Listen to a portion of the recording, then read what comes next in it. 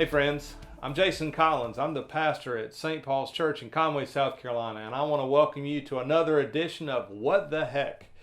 Christian things that you've wondered about but maybe never thought to ask about. Today is episode 3, and I'm going to talk to you about Civil War, Cold War, and global conflict. Now, because we live in the 21st century in South Carolina in the United States, when I mention the words Civil War, you may automatically think of the American Civil War, the war between the North and the South, when in 1861 the southern states seceded from the Union, and that resulted in a civil war between North and South. When I talk about the Cold War, you may automatically think of the period of global history from 1945 to 1989, when the United States and their allies were in a Cold War, a period of tension and struggle between the Soviet Union and their allies, and kind of an East versus West and democracy versus communism global situation that we had in the latter part of the 20th century. And then when I mention global conflict, you may instantly think of the war on terrorism that we've been fighting here in our nation and abroad for several years now. And that might take you back to images of 9/11 and the World Trade Center, the Twin Towers being attacked, and then the war on terrorism that's been fought in the Middle East for several years. If you thought about those things when I said Civil War and Cold War and global conflict, you're not wrong. However, today I want to talk to you about another Civil War, another Cold War, another global conflict that happened in the Middle East, but it happened to the people of Israel about 1,000 years before Jesus was born. So I want to talk to you about that today and see the parallels today, and then I want to challenge you to prevent that from happening in the future. But I want to take you back and just give you a little context to remind you what had happened in the Middle East at this time. You may recall that the people of Israel had been enslaved in Egypt, and Moses led them out of slavery in Egypt and led them through the wilderness and on to the land of Canaan, the promised land. Moses was not allowed to enter the promised land, so it was actually Joshua who led the 12 tribes of Israel into the promised land. And when they got to the promised land, Joshua divided the land between the 12 tribes so everyone had a place to live. And so the land of Canaan became known as the land of Israel, and the 12 tribes lived together as one people, but they lived basically independent of one another. They did come together in the tabernacle to worship from time to time, but they essentially lived separate lives by tribes in the land that Joshua had assigned to them. And that happened until they got pressure from their neighbors, and there were conflicts, and they needed a central form of government to stand against their enemies. And so God allowed them to appoint their first king. And so sometime around 1100 or 1050 BC, the people of Israel chose a man named Saul to be their first king. Saul was an Israelite. He was from the tribe of Benjamin. And so Saul became the first king of Israel. Saul ruled for a while. He was tall, he was handsome, he was strong, he was successful in battle. But Saul turned away from the Lord. And because of his disobedience, God chose David to be the second king of Israel. And so David became king at the death of Saul, and David ruled over Israel for quite a while. You may remember that God told David that if he was obedient to the covenant, to the promises that God had made to him and that he had made to God, that someone in his house, one of his descendants, would always reign on the throne of Israel. And so David accepted that promise and tried to live a godly life. He struggled from time to time. But David was a very strong king, and he moved the capital of Israel to a new city that he built. He actually built it on top of an old city, and that is the city of Jerusalem. And so much of David's early kingship was building up the capital in Jerusalem. David reigned for a long time. When David finally died, his son Solomon became king. And you may recall that when Solomon first became king, he prayed to God, and he could have asked for anything, and Solomon asked for wisdom. And so God said, I'm going to bless you because you could have asked for anything that you wanted, and you asked for wisdom. So I'm going to give you wisdom, but I'm also going to give you tremendous wealth. And so Solomon became very wealthy. The kingdom of Israel was a very prosperous nation during the time of Solomon. Solomon reigned on the throne for quite a while, and then Solomon died. But right before his death, Solomon was building the temple. He built the temple. He was continuing to do public works in Jerusalem and around the kingdom of Israel. And Solomon appointed a man named Jeroboam to be like the director of public works and construction around Jerusalem and around the temple and around Israel. And so Jeroboam was a man, he was a strong leader, he was a good organizer, he was an administrator. And so Jeroboam took some of the responsibilities for construction and public works away from Solomon. Solomon gave him those responsibilities. When Solomon passed away, of course, Solomon was from the house of David, and God had promised that one of David's descendants would always reign on the throne. So when Solomon died, Solomon's son Rehoboam became the king of Israel. But as you can imagine, with all the construction that had been going on for years and years, with the building of Jerusalem and building of the temple, the people of Israel were tired, and they had paid taxes to build Jerusalem and taxes to build the temple. They contributed money, they contributed labor. They were worn out. And so the elders of Israel went to Solomon's son Rehoboam and said, look, the people are tired. Give them a break. Let's cut back on this construction. Let's cut back on the taxes and the labor, and let's take a break. And Rehoboam, because he was prideful, he said, no, I will not ease the burdens of the people of Israel. And so the people of the kingdom of Israel became very, very frustrated. But Jeroboam, Solomon's servant, was a strong leader. He had a strong personality. And Jeroboam, he led a period of conflict. He stirred up trouble. He stirred up the people and said, let's rebel against the oppression of Rehoboam.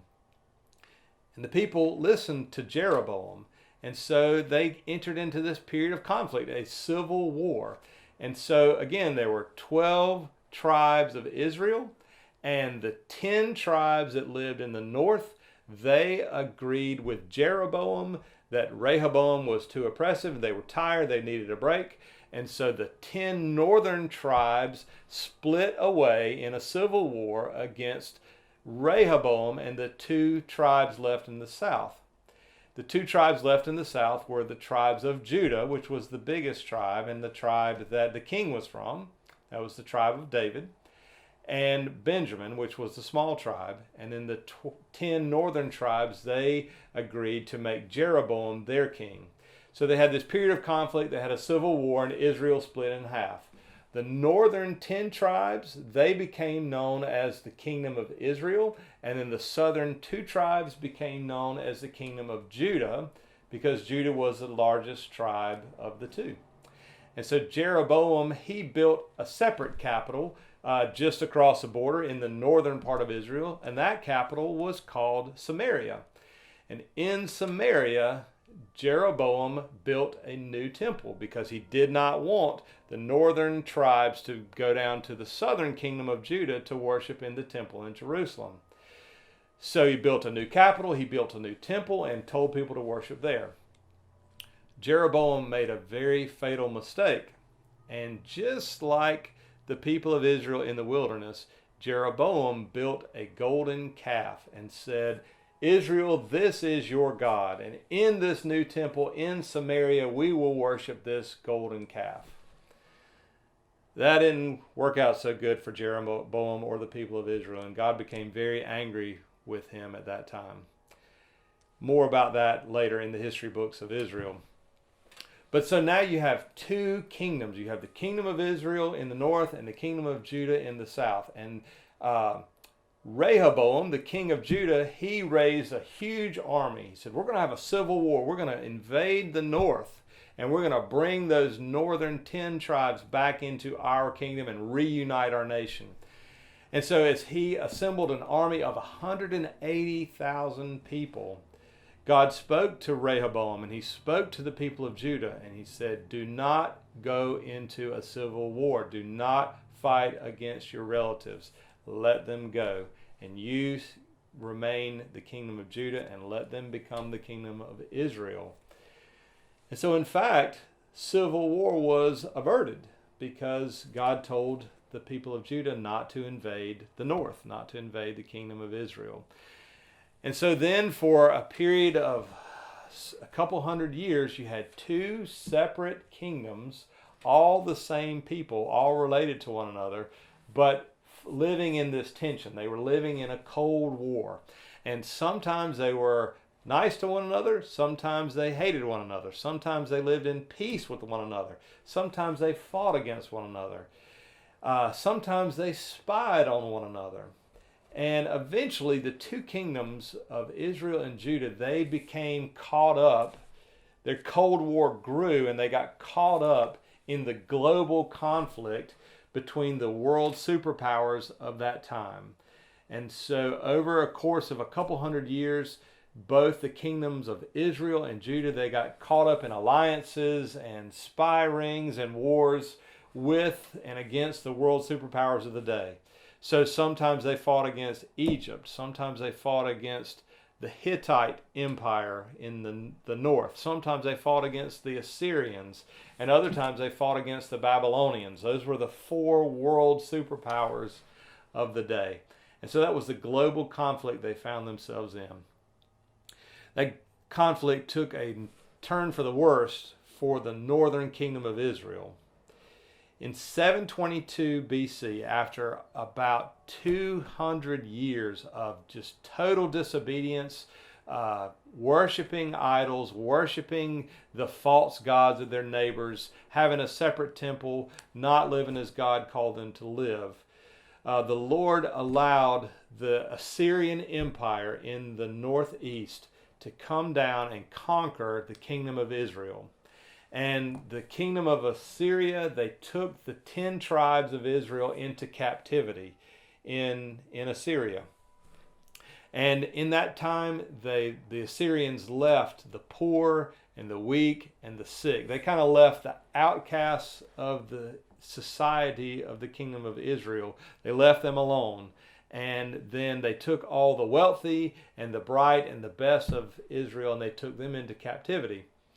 Then they colonized the northern kingdom of Israel with their own people, with the Syrians and people under their control. Over time, the poor and the weak and those that were left behind in Israel intermarried with the Assyrians and the other people that the Assyrian Empire brought into the northern kingdom of Israel. And because the capital had been in Samaria, this mixed blood race of people that developed and lived in the northern kingdom of Israel, they became known as Samaritans. And so Samaritans are basically half-blood, not pure-blooded people of Israel. Now that happened in 722 BC. But for another 150 years, the kingdom of Judah, the southern kingdom, they survived on their own with the capital and the temple being in Jerusalem. And so the kingdom of Judah survived for another 150 years until their king made a fatal mistake, and he crossed King Nebuchadnezzar, who was the king of the Babylonians. And at that time, Babylonia had conquered Assyria, and they were the main world superpower. So in 586 BC, Nebuchadnezzar said, the people of Judah are not going to cross me again. And so Nebuchadnezzar and the Babylonian army, they came and invaded Judah, and they conquered the people of Judah. They destroyed the city of Jerusalem, and they destroyed and burned the temple in Jerusalem to the ground.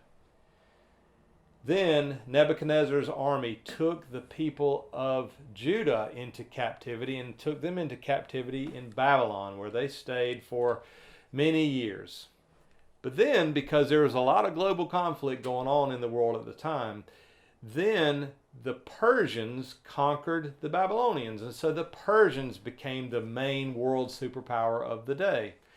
And it was the Persians who were led by King Cyrus the Great who did something amazing. The people of Judah who were living in the Persian Empire, they went to Cyrus and said, please let us go home and rebuild Jerusalem and our temple. And the Lord spoke to Cyrus, and Cyrus agreed to let the people of Judah go home and rebuild Jerusalem and rebuild the temple. Of course, the people of Judah, because they were a separate kingdom and they had been a separate people, they became known as Jews. Jews are from the tribe of Judah. And so that is the point in history where the people from the southern kingdom of Judah, who were Israelites, they became known as Jews.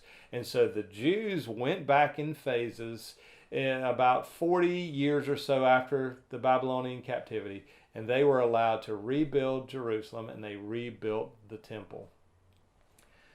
That's a lot of really cool history around the Civil War in Israel, the Cold War between Israel and Judah, and the global conflict that led to the destruction of the kingdom of Israel and the kingdom of Judah. There's a lesson in this for us today.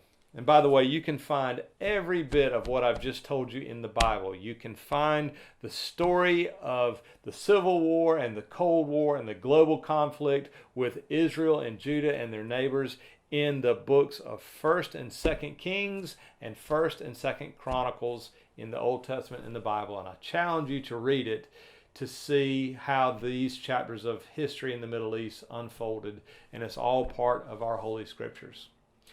But the lesson in this for us today is to remember how the Civil War and how the Cold War and how the global conflict started, not just in Israel, but in our world today. There's one thing that caused all of these situations, and that is a sin, and that sin is called pride. And pride oftentimes leads to disunity, which leads to separation, which leads to conflict. And that is the human nature. So the challenge for us today is to recognize pride for what it is. And we all have it. And if you think you don't have it, then you're really suffering from pride because you don't even know you have it. We all struggle with pride. And even today, there is division. There's division in our families. Sometimes there's division in marriages. Sometimes there's division between parents and their children. Sometimes there's division in communities. Sometimes there's divisions in states. There's divisions in nations. And certainly there's division amongst all of us in the world. So the challenge for us today that we can learn from the Scriptures is beware of pride. Beware that pride leads to conflict and disunity. But remember that God is a God of oneness. God is a God of unity.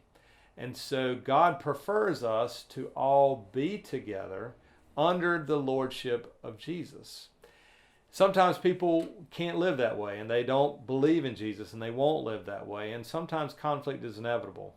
But amongst Christians who are the spiritual descendants of the people of Israel, who follow Jesus Christ as Lord, who is the God of Israel in the flesh, we are to live a unity with one another and to serve God together.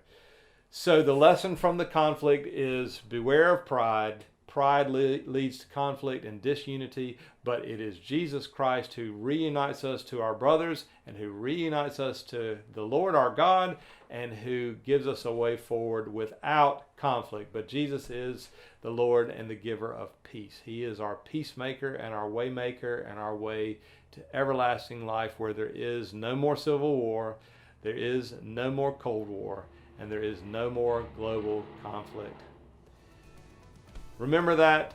Remember pride. Remember that Jesus can save us from the sin of pride, and he can keep us together under his throne and under his leadership. God bless you all. I hope that this has been helpful for you as you continue to grow in your faith. And stay tuned for more episodes of What the Heck? Christian things you've wondered about but never thought to ask about. God bless you.